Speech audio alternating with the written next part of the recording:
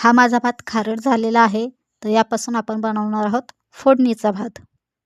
तर हा माझा भात खारट झालेला आहे, तर यापासून आपण बनवणार आहोत फोडणीचा भात. चला तर मग सुरुवात करूया. सर्वात आधी आपण कांदा भाजून घेऊया.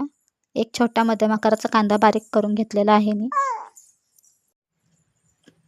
कांदा छान असा भाजून घेऊया. त्याचा थोडासा कलर चेंज झाला की मग त्यात आपण तेल टाकूया.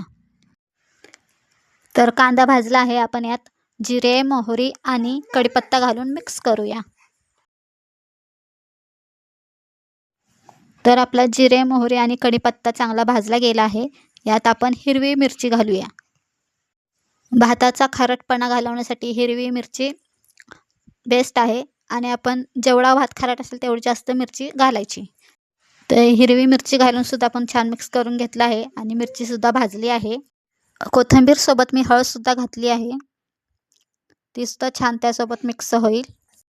आता यात आपण आपला जो भात आहे तो त्यात घालूया आणि छान असं एकजीव करून घेऊ सगळं मिश्रण. तुमचा भात खारट झाल्यास तुम्ही अशा प्रकारे फोडणीचा भात बनवू शकता. हा आपला फोडणीचा भात तयार आहे. तुम्हाला हवे असल्यास वरून कोथिंबीर घालून तुम्ही हा गरमागरम खाऊ शकता. अशाच नवनवीन रेसिपीजसाठी टेस्टी ट्रीट मराठीला सबस्क्राईब करा. व्हिडिओ आवडल्यास लाईक करा, शेअर करा आणि कमेंट करायला विसरू नका. भेटूया पुढच्या व्हिडिओमध्ये.